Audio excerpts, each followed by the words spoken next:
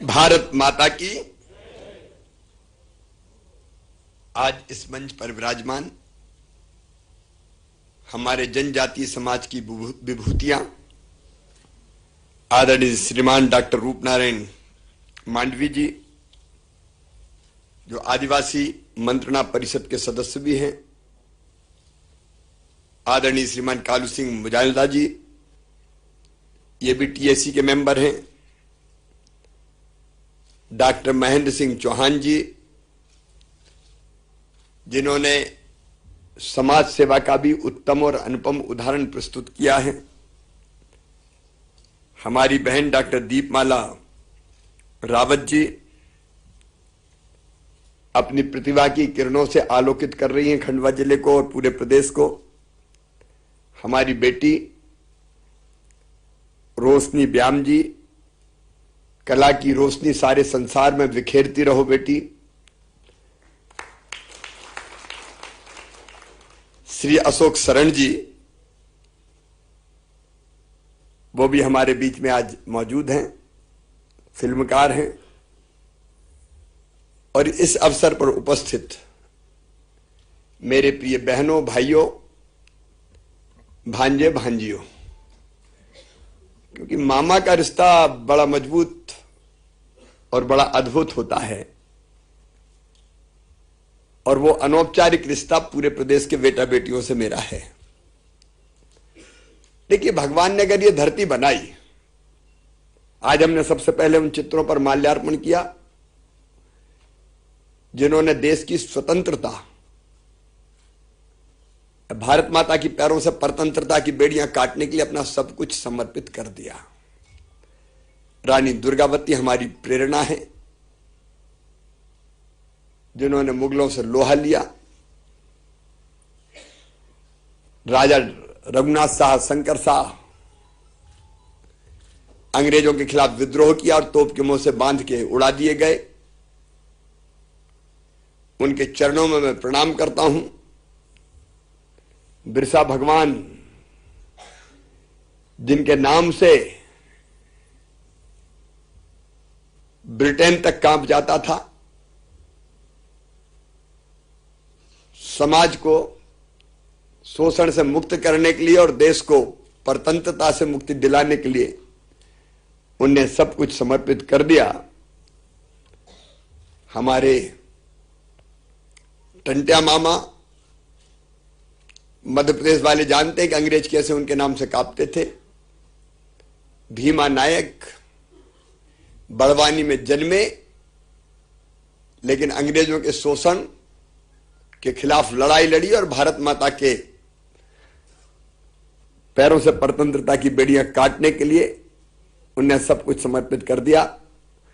इनके चरणों पर मैं प्रणाम करता हूं और मुझे यह कहते हुए संतोष है, आजादी 75 के इस अवसर पर माननीय हमारे प्रधानमंत्री नरेंद्र मोदी जी ने आजादी 75 के उत्सव को एक अद्भुत तरीके से मनाने का फैसला किया। मध्य प्रदेश में भी साल भर कार्यक्रम होंगे, लेकिन इसी प्रेरणा के साथ कि हम शहीदों की स्मृति से प्रेरणा लेकर अपने देश और समाज के लिए काम करते रहेंगे। मैं अपने जनजातीय अमर शहीदों के चरणों में प्रणाम करता हूं। मुझे कहते हुए संतोष है कि हर एक के जन्मस्थल या बलिदान स्थल पर हमने स्मारक बनाए हैं।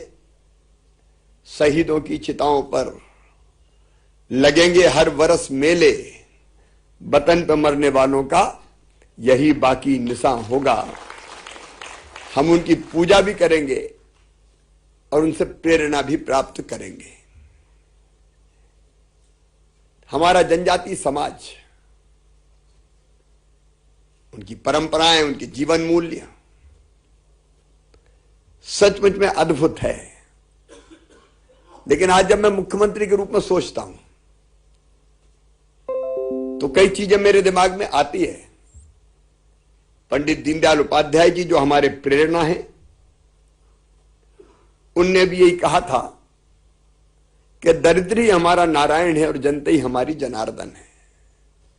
हमारे प्रधानमंत्री नरेंद्र मोदी जी जो सबसे पीछे और सबसे नीचे है, उसका हम विकास कैसे सर्वांगीण विकास कर सके इसके लिए प्रयत्नरत रहते हैं।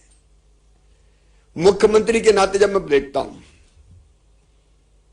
तो एक बात, एक आवाज दिल के हर एक कोने से उठती है कि भगवान ने ये धरती बनाई तो सबके लिए बनाई, पानी बनाया तो सबके लिए बनाया, हवा है तो सबकी है, खनिज है तो सबके हैं, जंगल है तो सबके हैं। उसने ये सोच के नहीं बनाया कि ये इनका है और इनका नहीं है। सब चीजें सबके लिए है। लेकिन मानव सभ्यता का जैसे जैसे विकास हुआ, हमने देखा कुछ लोग संसाधनों में ज्यादा अधिकार पा गए और उन्हें अपना अधिकार ले लिया, और कुछ लोग विकास की दौड़ में पीछे रह गए। भारतीय जनता पार्टी का मूल सोच है, जिसको प्रधानमंत्री ने जिन शब्दों में कहा है, सबका साथ, सबका विकास और सबका विश्वास। सबका साथ और सबका विकास और सबका विश्वास।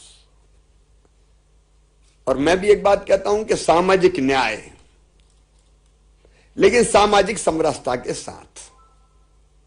हमारा देश अलग अलग रंग के फूलों का गुलदस्ता है। हर एक फूल अपने रंग की छटा भी बिखेरे और अपनी खुशबू से भी पूरे देश को आलोकित करे। लेकिन अवसरों की समानता यह सबके लिए होनी चाहिए। और इसलिए जब हम पाते हैं कि हमारा जनजातीय समाज अगर विकास की दौड़ में पिछड़ गया है, तो हमको बराबर लाने के लिए कुछ विशेष प्रयास करने पड़ेंगे। हम समाज के हर एक वर्ग के लिए चिंतित है और कुछ ना कुछ कर रहे हैं। सामान्य वर्ग कल्याण आयोग हो, पिछड़ा वर्ग कल्याण आयोग हो, अनुसूचित जनजाति आयोग हो, अनुसूचित जाति आयोग हो, गरीबों के लिए सुविधाएं मुहैया कराना यह सरकार का परम कर्तव्य है। लेकिन कई मुद्दे ऐसे थे जिन पर मुझे लगता था कि बहुत तेजी से और बहुत गहराई से काम करने की आवश्यकता है। जब मैं जनजाति आदिवासी भाई और बहनों के बारे में सोचता हूं तो एक हमने रोड मैप बनाया है परिस्थितियां देख के। जब मैं पहले पहले मुख्यमंत्री बना 2005 में, मुझे लगा कि सड़क, बिजली, पानी इससे वंचित है वो क्षेत्र। तो सड़कों के जाल से लेके बिजली की व्यवस्था तक, पानी के इंतजाम तक। अब मैं जब अलीराजपुर जिले में गया तो मुझे वहां के जनप्रतिनिधि मित्रों ने कहा, समाज सेवियों ने कहा, नागर सिंह, माधो सिंह, कि साहब नर्मदा का पानी है लेके आओ। काम कठिन था, लेकिन हमने तय किया कि हमारे आदिवासी भाई और बहनों के खेतों में भी नर्मदा जी का पानी आएगा। और हमने लिफ्ट इरिगेशन की योजना बनाई, क्योंकि पानी वहां नहर से नहीं जा सकता। ऊंचे नीचे खेत आपने देखे होंगे, झाबुआ के, अलीराजपुर के, बड़वानी के। और आज मुझे कहते हुए खुशी है कि उस पर तेजी से काम चल रहा है। हमने व्यापक पैमाने पर कपिल धारा के कुएं बनाए। 3 लाख से ज्यादा कपिल धारा के कुएं बने, जिससे खेतों में सिंचाई शुरू हुई और सब्जी भाजी और दूसरी चीजें पैदा करना प्रारंभ हुआ। मैंने देखा मेरी बेटियां, विशेषकर आदिवासी बेटियां, जनजाति बेटियां, बेटे भी बहुत कम स्कूल जाते थे। तो मुझे लगा जाएंगे कैसे। उसी में से कल्पना निकली कि कम से कम, क्योंकि गांव तक तो पढ़ा दे, लेकिन गांव के बाहर अगर जाना हो तो माता पिता भेजते नहीं थे। तो हमने की साइकिल।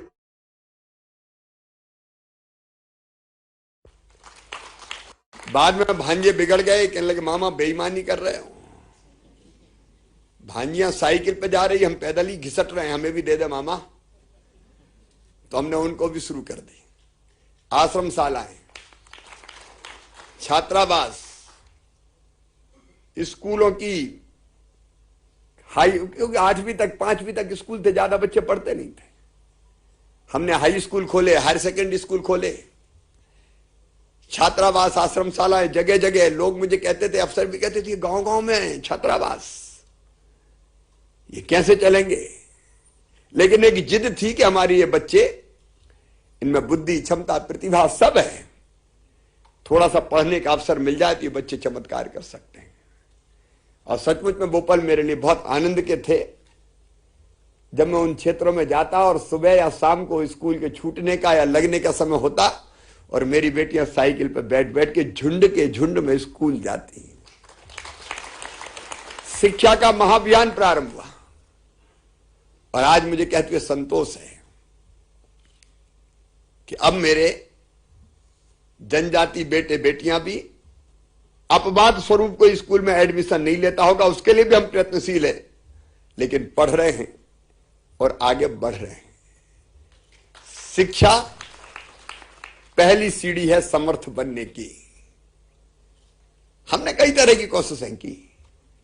जैसे मुझे बच्चों ने कहा कॉलेज में चले गए, तो कॉलेज में जो बच्चे पढ़ते थे उनके लिए तो छात्रावास थे नहीं। तो उनका मामा अपने पास तो इतने पैसा नहीं है कि किराए का कमरा लेकर रह सके।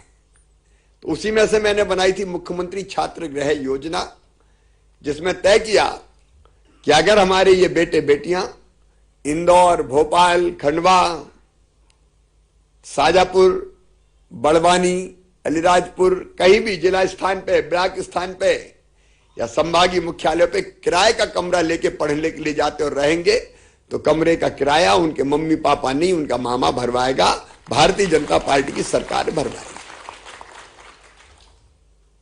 कई बच्चे बहुत प्रतिभाशाली थे। हम लोगों ने अभियान प्रारंभ किया, जेई नीट वगैरह की परीक्षा के लिए बच्चों को प्रशिक्षण दें। अब ये सपना हुआ करता था किसी समय में। अब डॉक्टर साहब अभी महेंद्र सिंह जी अपनी बात बता रहे थे, कई डॉक्टर निकल सकते हैं, कई इंजीनियर निकल सकते हैं, कई प्रोफेसर, कई साइंटिस्ट, वैज्ञानिक, वकील, साहित्यकार, कलेक्टर, कमिश्नर यूपीएससी में पास हो सकते हैं, पीएससी में सिलेक्ट हो रहे हैं। तो हमको लगा कि ढंग से अगर कोचिंग हो जाए तो इनमें से अनेकों बच्चे बड़े पदों पर सिलेक्ट हो सकते हैं। उसके लिए हमने सुविधाएं विकसित की। दिल्ली में भी रह के अगर कोचिंग करना चाहे तो उसका खर्चा उठाने का हमने संकल्प लिया। फिर यह भी मन में आया कि अगर विदेश की यूनिवर्सिटी में अच्छा एडमिशन हो जाता है किसी बच्चे का, हमारे एसटी बेटा बेटी का, तो 15 लाख रुपया, 20 लाख रुपया साल फीस लगती है। हमने फैसला किया कि वो फीस भी हम प्रदेश की सरकार से भरवाएंगे ताकि बच्चे जा सके और विदेशों में पढ़ सके। मुझे सचमुच में संतोष है कि शिक्षा के क्षेत्र में अद्भुत काम हुआ है। शहडोल में हमने मेडिकल और इंजीनियरिंग कॉलेज खोले, झाबुआ में इंजीनियरिंग कॉलेज खोला। हमारी कोशिश की थी कि हमारे बच्चे ज्यादातर डॉक्टर्स बने, इंजीनियर्स बने, और ये प्रयास आगे जारी रहेंगे। और एक बात का और मुझे आनंद है कि शिक्षा से चेतना जगी, चेतना से आंदोलन प्रारंभ हुए, अधिकारों की भूख जगी, और जगह जगह हमने देखा कि अपने अधिकारों के लिए विशेषकर नौजवान संगठित हुए और आवाज उठानी शुरू की। मैं इसको अच्छा लक्षण मानता हूं। डॉक्टर बाबा साहब ने कहा था, शिक्षित बनो, संगठित रहो, संघर्ष करो। मैंने कभी इसका बुरा नहीं माना। कई आंदोलन हमारे खिलाफ ही हो गए, लेकिन ये जागरूकता का भी प्रतीक है। एक नहीं, ऐसी अनेकों चीजें हुई। सास की सेवा में बड़े, अब जब मैं पहले मुख्यमंत्री था, बीच में 15 महीने में नहीं था, तो पिछले कार्यकाल में लगभग 4.5 लाख भर्तियां हुई, जिसमें शिक्षकों की भी हुई, पुलिस में भी हुई, अलग अलग डिपार्टमेंट्स में हुई। तो बड़ी संख्या में हमारे बच्चे सास की सेवा में आए। ये शुभ लक्षण है, आना चाहिए। और सास की कर्मचारियों ने भी समाज को जगाने में एक अपना अलग रोल प्ले किया। हम जग रहे हैं, हम उठ रहे हैं। हम आगे बढ़ रहे हैं। बहुत में मेरे दिमाग में केवल एक ही चीज रहती है कि समाज के एकता के सूत्र टूट ना पाए। कई लोग हमारे समाज को, संपूर्ण समाज की मैं बात कर रहा हूं, कमजोर करना चाहते हैं। वो विभाजित करके, बांट के, टुकड़ों टुकड़ों में खंडित करना चाहते हैं। देखो, अपना देश तो ऐसा है कि हम लोग कहते रहे अलग भाषा अलग देश, फिर भी अपना एक देश, विविधता में एकता, ये हमारी विशेषता है। तो जो मैंने सामाजिक समरसता की बात की इस संदर्भ में कही, लेकिन जहां तक अधिकारों की बात है, मैं प्रतिबद्ध हूं कि जो विकास की दौड़ में पीछे और नीचे रह गए उनको आगे लाने के लिए सब कुछ करूंगा, सब कुछ करूंगा। और इसलिए पिछले दिनों हमने व्यापक विचार विमर्श किया। डॉक्टर रूपनारायण जी, डॉक्टर कालू सिंह जी, बाकी सब मित्रों से भी चर्चा हुई और हमको लगा कि कुछ चीजें और आगे करने की आवश्यकता है और इसलिए हमने कुछ नई चीजें तय की। मैं अपने जनजातीय समाज को, आदिवासी भाई और बहनों को, अगर मैं अपनी भाषा में कहूं तो 7 गारंटियां देता हूं। नंबर 1, विकास की गारंटी। देखिए, जब तक सड़कें नहीं पहुंचेगी, बिजली नहीं होगी, पानी नहीं होगा, बुनियादी सुविधाओं का अभाव होगा, तब तक सही अर्थों में हम आगे नहीं बढ़ सकते। मित्रों, आप भी अलग अलग जनजातीय क्षेत्रों से आते हैं। आपने देखा होगा कि इसमें हमने कोई कसर नहीं छोड़ी और विकास कभी थमने वाली प्रक्रिया नहीं है। एक चीज पूरी होती है तो दूसरे की ललक पैदा हो जाती है। जैसे पहले डिमांड आती थी हैंडपंप लगवाओ, तो हैंडपंप जरूरत थी क्योंकि पानी उसी से पीते थे। लेकिन अब हमने तय किया कि हैंडपंप का पानी नहीं, जनजातीय क्षेत्रों में भी पाइपलाइन बिछा के, फिल्टर प्लांट लगा के, चाहे बांधों से खींचना पड़े, चाहे अंडरग्राउंड वाटर का उपयोग करना पड़े, हम शुद्ध पेयजल पाइपलाइन बिछा के और घरों में टोटी वाला नल लगा के देंगे ताकि पानी के लिए घंटों मशक्कत ना करना पड़े। तो एक चीज पूरी होती तो विकास और आगे बढ़ जाता है। तो एक, विकास की गारंटी जनजातीय क्षेत्रों में। दूसरे, जन कल्याण की योजनाओं को ठीक ढंग से पहुंचाने की गारंटी। योजना बन जाती है, यहां बैठ के जब हम देखते हैं तो संतुष्ट रहते हैं, बल्लभ भवन के बन गई, और अफसरों से पूछते क्या हाल है, तो कहते हैं आनंद की वर्षा हो रही है, सब ठीक ठाक है सर। लेकिन जमीन पे अगर जाते हैं तो कई बार अलग स्थितियां देखने को मिलती है। उसी में से यह भाव पैदा होता है कि सुविधाओं का, योजनाओं का बेहतर लाभ, इसलिए मेरा जन दर्शन होता है, बीच बीच में जनता से जाके पूछता हूं। इसी के लिए जन सुनवाई की व्यवस्था, इसी के लिए सीएम हेल्पलाइन, इसी के लिए औचक निरीक्षण, इसी के लिए समाधान ऑनलाइन, जैसे अनेकों प्रयोग किए। लेकिन कुछ चीजें जैसे राशन, अब आदिवासी जनजाति भाई बहनों के लिए तो सबको राशन, कोई न छूटे हमने कहा। लेकिन राशन की दुकान दूर दूर होती है, टोला मजरा अलग अलग दूर दूर हम रहते हैं। तो दुकान पर लेने राशन गए तो जैसा भी आपको बताया गया तो पता चला राशन की दुकान ही बंद है, आज नहीं। तो एक दिन की तो मजदूरी मारी चली गई, आने जाने में टाइम लग गया। या गए और राशन की दुकान वाले ने कह दिया जाओ जाओ खत्म हो गया, अब आज नहीं मिलेगा, कल मिलेगा। और इसी में से एक नई योजना ने जन्म लिया, राशन आपके द्वार। हमने तय किया 89 ट्राइबल ब्लॉक्स में से शुरू करेंगे हम। एक साथ सब में शुरू नहीं होगी, थोड़ा समय लगेगा। लेकिन 15 नवंबर भगवान बिरसा मुंडा के जन्मदिन से हम इस योजना को लागू करना प्रारंभ कर देंगे, 15 नवंबर। और ये राशन कैसे पहुंचेगा, इसके लिए हम बैठे। तो हमने कहा इसको बहुउद्देशीय बनाओ, राशन भी पहुंचे और रोजगार भी मिले। तो तय किया कि गाड़ी खरीदेंगे, लेकिन सरकारी गाड़ी नहीं होगी। कोई ट्राइबल नौजवान बेटा या बेटी वही गाड़ी फाइनेंस करवाएगा। अब गाड़ी वो फाइनेंस करवाएगा तो बैंक वाले आसानी से तो करते नहीं है। बैंक वाले पहले गारंटी मांगते हैं कि ये किस्तें भरोगे, इसकी गारंटी दो। तो अपने बेटा बेटियों के पास इतनी गारंटी है नहीं, तो हमने तय किया कि गारंटी वो नहीं देंगे, गारंटी मामा सरकार से दिलवाएगा। फिर एक और समस्या है कि मार्जिन मनी लगती है। बैंक बिना मार्जिन मनी के देता नहीं है। अगर 12-15 लाख की गाड़ी आनी तो 3-4 लाख रुपया पहले जमा करो। अब इतने पैसा होते तो और कोई काम नहीं कर लेते, और इसलिए तय किया कि मार्जिन मनी भी मम्मी पापा नहीं, मामा ही भरवाएगा सरकार से।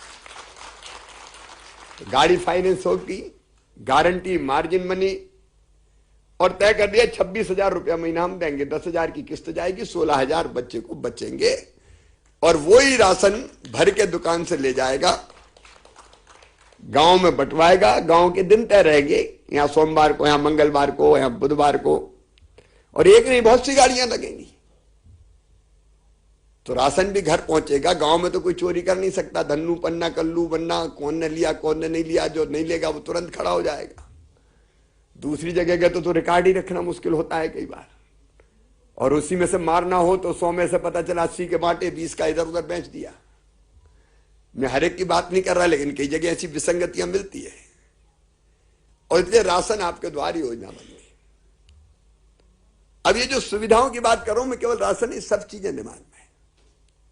प्रधानमंत्री आवास योजना से लेके स्ट्रीट वेंडर, कई योजना, मैं उसमें समय आज नहीं लगाना चाहता क्योंकि वैक्सीनेशन से संबंधित एक कार्यक्रम मेरा और है। तो हम इन योजनाओं को पारदर्शी बना के कैसे लाभ दे दें। अब एक चीज और मेरे दिमाग में आई, मैं गया कुछ जगह, सब जगह नहीं। मुझे लोगों ने कहा कि भैया हमारे पास अपना प्लाट ही नहीं है, प्रधानमंत्री आवास योजना का लाभ ही नहीं मिलता। क्यों नहीं मिलता? बोले जहां रहते हैं वो पिताजी का घर है, और पिताजी माताजी उनके 4 बेटे, उनकी 4 बहुएं हैं, उनके बेटे उनकी बहुएं आ गई, तो एक ही घर पे रह रहे हैं हम। तो हमारे रहने के लिए तो अलग व्यवस्था करो। तो अभी आपने कल अखबारों में पढ़ा होगा, हमने तय किया कि एक परिवार, पति पत्नी और बच्चे, उसका परिवार है। अगर ऐसे 4 परिवार एक घर में रह रहे हैं तो 3 परिवारों को वहां से निकाल के अलग निःशुल्क प्लाट देके जमीन के टुकड़े का मालिक बनाया जाएगा। अब इतना हक तो भगवान ने दिया है जब इस धरती पे पैदा हुए कि एक रहने की जमीन का टुकड़ा तो मेरा हो। और उसके बाद फिर आवास प्लस का सर्वे, 2011 की सर्वे सूची में कई के नाम ही नहीं है, प्रधानमंत्री आवास योजना के संदर्भ में मैं कह रहा हूं। तो नाम नहीं तो मिलेगा ही नहीं, कई वंचित है। और इसलिए हमने तय किया कि फिर से नया सर्वे होगा। कोई ब्रह्मा जी ने सूची बना के थोड़ी भेज दी कि अब परिवर्तन ही नहीं हो सकता। हम नई सूची बनाएंगे, आवास प्लस का सर्वे हो रहा है, सूची बनाएंगे, और जो गरीब है उनका नाम जोड़ के उनको भी मकान के लिए पैसे दिलवाए जाएंगे। तो मैं दूसरी गारंटी की बात कर रहा था, सुविधाओं को ठीक ढंग से पहुंचाने की गारंटी, और सुविधाओं को पैदा करना आवश्यकता के हिसाब से। ये खत्म नहीं होगा, ये योजना का लाभ मिलेगा तो दूसरी ललक पैदा होगी। तीसरी चीज, शिक्षा की गारंटी। शिक्षा जरूरी है। एकलव्य विद्यालय, कन्या शिक्षा परिसर, बड़ा बड़ा इंफ्रास्ट्रक्चर। अब उससे भी आगे एक कदम और बढ़ के सीएम राज स्कूल भी जनजातीय क्षेत्रों में, जिसमें लैब होगी, लाइब्रेरी होगी, प्लेग्राउंड होगा, और एक जगह 5-5 हजार, 8-8 हजार, 10-10 हजार बच्चे पढ़ेंगे। एक भवन 18 करोड़ से लेकर 24 करोड़ रुपए तक की लागत से बनेगा, और उस गांव में उसी गांव के बच्चे नहीं पढ़ेंगे, बस से बैठ के आएंगे, और बस से बैठ के आने के बाद स्कूल में पढ़ेंगे, शाम को फिर बस घर छोड़ के आएगी। अंग्रेजी, गणित, विज्ञान सहित सभी विषयों के योग्यतम शिक्षक उन विद्यालयों में होंगे। तो यह शिक्षा की गारंटी, पढ़ाई जरूरी है। शिक्षा की गारंटी के बाद चौथी चीज मैं कहता हूं स्वास्थ्य की गारंटी। सिकल सेल एनीमिया की आपने बात कही, हमने तय किया है सिकल सेल एनीमिया का निःशुल्क इलाज सुनिश्चित किया जाएगा। जिंदगी कितनी कठिन होती है वो परिवार जानते हैं, यहां सिकल सेल एनीमिया के, और विशेषकर ट्राइबल इलाके में होते हैं। उसने हर संभव प्रयास करेंगे। प्रधानमंत्री जी ने जो आयुष्मान भारत योजना बनाई, उसके कार्ड बड़ी संख्या में बनवा रहे हैं। कोई भाई बहन ना रह जाए इसकी चिंता कर रहे हैं। उसमें सरकारी अस्पताल के अलावा प्राइवेट अस्पताल में भी निःशुल्क इलाज 5 लाख रुपए तक का 1 साल में एक परिवार का किया जाएगा। इसके साथ सुरक्षा की गारंटी। हमें जीने का हक है, मुस्कुराने का अधिकार है, और इसलिए मेरे एजेंडे में सबसे ऊपर है सुरक्षा। उसमें हम कसर नहीं छोड़ेंगे। जो गड़बड़ करेंगे कार्रवाई होगी। और अगली गारंटी सम्मान की गारंटी। हर एक चाहता है मैं इज्जत से जीऊं। एक बार बाकी कष्ट सहन कर लेगा, लेकिन सम्मान पे चोट बर्दाश्त नहीं होगी। इसलिए मेरे दिल की यह भावना है जिसको मैं क्रियान्वित करूंगा। मेरे भाइयों और बहनों और बेटे बेटियों, सम्मान की गारंटी, इज्जत के साथ जिएंगे। भारतीय संस्कृति के अभिन्न अंग हम, अद्भुत जीवन जीने वाले लोग। हमारी कला, हमारे नृत्य, हमारी परंपराएं, हमारे वाद्य यंत्र। और रोशनी कैसी चित्रकार है, देखो दुनिया भर में पेंटिंग्स जा रही है। भूरीबाई, आजकल भूरीबाई अपनी कला की सुगंध यहीं बैठ के बिखेर रही है। जनगढ़ श्याम, एक नहीं कितने कलाकार इनकी कला को और खिलने का मौका मिले। समाज में सम्मान का स्थान बनाते हुए ये समाज के विकास में महत्वपूर्ण योगदान दें। थोड़ा सा अगर सहयोग मिल जाए तो ये चमत्कार कर सकते हैं। कई उदाहरण आपके सामने हैं। हमारी कला, हमारी संस्कृति, हमारे जीवन मूल्य, हमारी परंपराएं, हमारे महापुरुष, हम इन सब चीजों को कैसे आगे लाएं, उसके लिए अनेक विध कार्यक्रमों का आयोजन, उसका भी रोड मैप तैयार है। कई तरह की चीजें हैं। बैकलॉग के पद की बात आई, बीच में अलग अलग कारणों से भर्तियां उतनी नहीं हो पाई, लेकिन हमने तय किया है कि 1 साल में कम से कम 1 लाख भर्तियां सरकारी की जाएंगी। बैकलॉग के पद भरने में हम कोई कसर नहीं छोड़ेंगे। ये रोजगार की गारंटी जो मैंने कही, रोजगार चाहिए। एक, शासकीय सेवाओं में रोजगार, लेकिन इतना मैं अपने बच्चों से कहना चाहता हूं कि सबको नहीं मिल सकता शासकीय सेवा में रोजगार। पढ़ाई का अर्थ केवल सरकारी नौकरी नहीं है। जो फैक्ट बता रहा हूं उतनी नहीं दी जा सकती कि जिनने पढ़ा उनको सबको नौकरी मिल जाए। तो हमको रोजगार के वैकल्पिक साधन भी ढूंढने पड़ेंगे। और इसलिए मेरे दिमाग में जो योजना है, जो मैं कल जिसकी समीक्षा करके फाइनल करने वाला हूं, मुख्यमंत्री उद्यम क्रांति योजना। उसमें काम धंधे, बिजनेस, व्यवसाय या इंडस्ट्री के लिए भी 5 लाख, 10 लाख, 50 लाख, 25 लाख, 2 करोड़ तक उसका भी फाइनल होना है। जो स्वरूप है उसके लिए बैंक लोन देगा, गारंटी सरकार लेगी, और ब्याज की सब्सिडी भी सरकार देके ऐसे बच्चों से उद्योग, बिजनेस, व्यापार के काम शुरू करवाएगी। दूसरा, स्ट्रीट वेंडर जैसी योजना, जिसमें बड़ा रोजगार नहीं, बड़ी चीज नहीं करना है, छोटा मोटा काम धंधा शुरू करना अपने गांव में। तो सरकार की गारंटी पे और बिना ब्याज के 10,000 रुपए तक का लोन, जिसको बिना ब्याज का चुका के वो 20,000 ले सकता है, 20,000 चुका के 50,000 ले सकता है। वो बढ़ता जाएगा, काम धंधा बढ़ता जाएगा। महिला सेल्फ हेल्प ग्रुप का सशक्तिकरण, कपड़े स्कूल के बच्चों की यूनिफॉर्म के सिलने से लेके पोषण आहार बनाने से लेके अनेकों तरह के उत्पाद तैयार करना, जिसकी मार्केटिंग ब्रांडिंग भी सरकार करे, उसका इंतजाम। एक विषय मेरे पास आया, मैं नशा मुक्ति का पक्षधर हूं, लेकिन परंपराएं और बाकी चीजें कोई आदर्श के लिए कह सकता है। मैं खुल के बात करता हूं कि जनजातीय क्षेत्रों में हम जाएं, इसके अलावा बाकी क्षेत्रों में भी पीने की परंपरा है। नशा बुरा है, ये मैं मानता हूं, नहीं होना चाहिए। उसके लिए नशा मुक्ति अभियान भी हम चलाएंगे, लेकिन कोई वास्तविकताएं भी स्वीकार करनी पड़ेगी। अब बच्चे का जन्म होता है तो धार लगती है, ये परंपरा है। शादी विवाह में परंपरा है, यहां तक कि मृत्यु के अवसर पर भी कई वर्गों में ये परंपरा है। अब अभी जब इसकी व्यवस्था करनी होती है तो बड़े बड़े डिस्टर बना रहे हैं शराब, उनकी शराब बिकती है, वो मुनाफा कमाते हैं। वर्षों से जनजातीय समुदाय परंपरागत रूप से बनाता रहा है सर,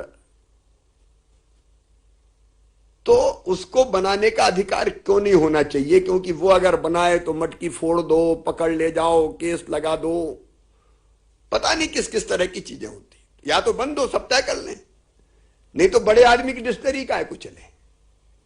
तो अपने उपयोग के लिए, परंपराओं के लिए, यहां तक हमने ये सोचा है कि जब बड़ा डिस्टलर बना रहा है तो हेरिटेज के रूप में अगर एक निश्चित उसकी कोई क्वालिटी की बनाता है तो उसको पुलिस क्यों पकड़े? उसको भी बेचने का अधिकार होना चाहिए। और इसलिए वैधानिक अधिकार देने के लिए आबकारी नीति में परिवर्तन हम करेंगे। अब इससे भी शोषण रुकेगा, रोजगार बढ़ेगा। हाँ, हम सब मिलकर तय करेंगे कि नशा मुक्त हो समाज, उसके लिए कोशिश करेंगे, और वो दिन बहुत सौभाग्यशाली होगा जब इस लक्ष्य को हम प्राप्त कर लेंगे, उसमें भी मैं लगा रहूंगा। लेकिन ये शोषण का तरीका है, ठेकेदारी। मुझे जो बताया, मैं उस दर्द में से कह रहा हूं। बड़ा ठेकेदार है, ट्राइबल पे आपने केस बनवा दिए बहुत से। अब ये शोषण नहीं होने देंगे। और इसलिए एक नहीं, ऐसी कई चीजें जो सामने आई, बात करके कह रहा हूं मैं, ये हवा में नहीं कह रहा, चर्चा में से निकली कि ठीक है अभियान भी चले, लेकिन जब तक चल रही है तब तक केवल बड़ा डिस्टलर और बड़े ठेकेदार का है, कोई इस गरीब को भी अधिकार मिले। तो इस तरह की कई चीज करने के विचार भाव, जिसका हमने रोड मैप बनाया है।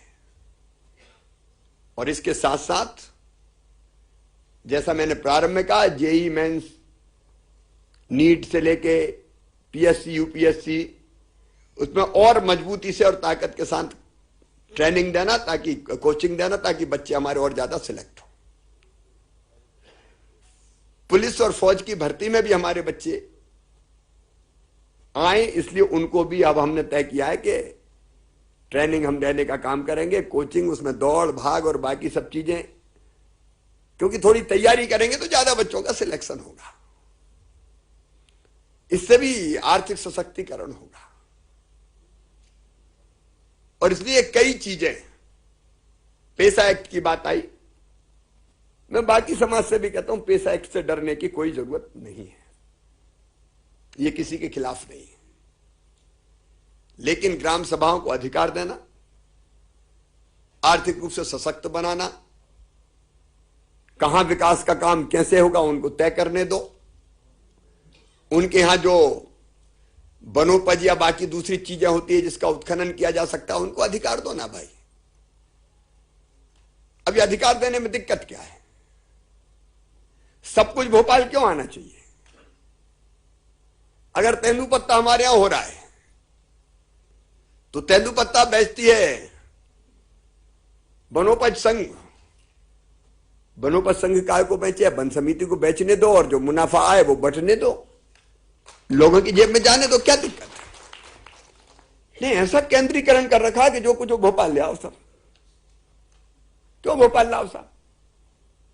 इसलिए जो वनोपज है उसका अधिकार भी, मैं एक साल में नहीं कह रहा, इसको एक्सपीरियंस, इसको प्रयोग करेंगे, कहीं से हम शुरू करेंगे और फिर ये परफेक्ट अगर निकलता है तो तेंदूपत्ता आप बेचो, अचार बेचो, महुआ का फूल बेचो, अलग अलग तरह की जो लाख है, महुए का फूल, महुए की गुल्ली, करंज का बीज, कितनी वनोपज। हमने एक फैसला किया मिनिमम सपोर्ट प्राइस पे खरीदेंगे, और नहीं तो शोषण होता था।